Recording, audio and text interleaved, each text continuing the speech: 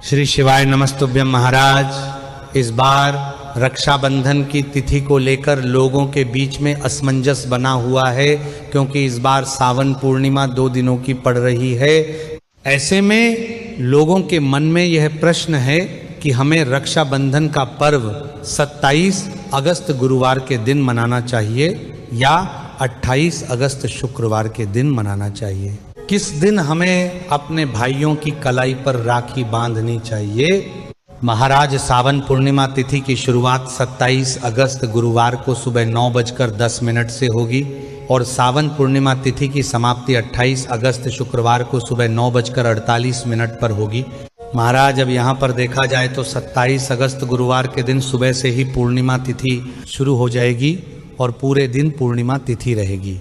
पर वही उदया तिथि के अनुसार देखा जाए तो पूर्णिमा की सही तिथि 28 अगस्त शुक्रवार के दिन की होगी, यानी कि रक्षाबंधन का पर्व 28 अगस्त शुक्रवार के दिन मानना ज़्यादा सही होगा। उसका एक कारण भी है और वह कारण यह है कि 27 अगस्त गुरुवार को भद्रा भी रहेगी, जिसका वास मृत्युलोक में रहेगा। इसलिए इस बार 28 अगस्त शुक्रवार के दिन ही रक्षाबंधन का त्यौहार मनाया जाएगा, 27 अगस्त को नहीं मनाया जाएगा। महाराज, जब हम बात करते हैं कि रक्षाबंधन के दिन राखी बांधने का शुभ मुहूर्त क्या है, क्योंकि पूर्णिमा तिथि 28 अगस्त को सुबह 9:48 पर समाप्त हो जाएगी। ऐसे में किस शुभ मुहूर्त में हमें राखी बांधनी है। महाराज, इस बार राखी बांधने का शुभ मुहूर्त 28 अगस्त शुक्रवार के दिन सुबह 5:57 से शुरू होगा और सुबह 9:48 पर समाप्त होगा, क्योंकि सुबह 9:48 पर पूर्णिमा तिथि समाप्त हो जाएगी। इसलिए इस समय तक राखी बांधने का शुभ मुहूर्त रहेगा। महाराज, हर साल रक्षाबंधन के दिन भद्रा काल आता था, जिस कारण से राखी बांधने में बहुत परेशानियां बहनों को होती थी, पर इस बार भद्रा काल सुबह ब्रह्म मुहूर्त से पहले ही समाप्त हो रहा है। इसलिए इस बार भद्रा किसी को भी परेशान नहीं करेगा। आप 28 अगस्त को सुबह शुभ मुहूर्त में राखी बांध सकते हैं। महाराज, अब प्रश्न यही आता है कि 28 अगस्त को क्या हम लोग इस शुभ मुहूर्त के बाद राखी नहीं बांध सकते? तो इसका जवाब है बिल्कुल बांध सकते हैं। हमारे यहाँ पर उदया तिथि के अनुसार जो त्यौहार होता है वह पूरे दिन मान्य रहता है। तो 28 अगस्त को आप शुभ मुहूर्त के अलावा भी पूरे दिन भर में कभी भी रक्षाबंधन का पर्व मना सकते हैं, इसमें कोई परेशानी नहीं है।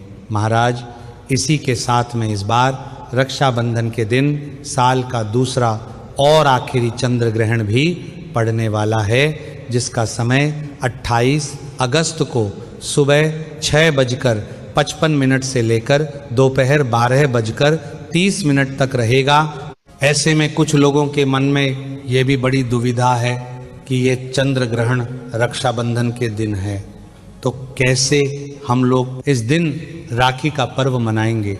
महाराज, वैसे ये चंद्र ग्रहण जिस समय हमारे भारत में लग रहा है उस समय हमारे भारत में दिन होगा और चंद्रदेव यहाँ पर उपस्थित नहीं होगी, बल्कि विदेशों में होंगे। ऐसे में यह ग्रहण हमारे भारत में मान्य नहीं होगा, तो आप लोग रक्षाबंधन का पर्व मना सकते हैं। पर कुछ लोग ऐसा मानते हैं कि ग्रहण कहीं पर भी लगे उसका प्रभाव भारत पर जरूर पड़ता है, क्योंकि ग्रहण किसी एक स्थान पर नहीं बल्कि पूरी पृथ्वी पर लगता है।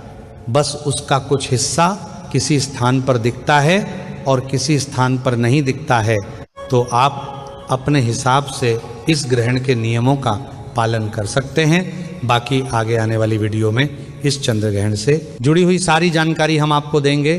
महाराज, रक्षाबंधन का पर्व भाई और बहन के अटूट रिश्ते को दर्शाता है, इसलिए राखी बांधते समय आपको कुछ विशेष बातों का ध्यान रखना चाहिए। जैसे कि राखी बांधने से पहले आपको रक्षाबंधन के लिए एक थाली तैयार करनी है, जिसमें रौली, कुमकुम, नारियल, रुमाल, अक्षत, मिठाई और कुछ ज़रूरी चीज़ें होनी चाहिए, जिसमें सबसे पहले आपको भगवान के लिए राखी रखनी चाहिए और उसके बाद अपने भाई को राखी बांधनी चाहिए। भाई को जब आप राखी बांधी तो उसका मुख पूर्व दिशा में होना चाहिए और आसान लगाकर जमीन पर बैठकर ही आपको राखी बांधनी चाहिए। उसके बाद सबसे पहले भाई को सर पर रुमाल उड़ाना चाहिए, रौली कुंकू से तिलक लगाना चाहिए, अक्षत लगाना चाहिए। उसके बाद हाथ में नारियल रखकर राखी बांधने चाहिए और राखी हमेशा सीधे हाथ में ही बांधी जाती है।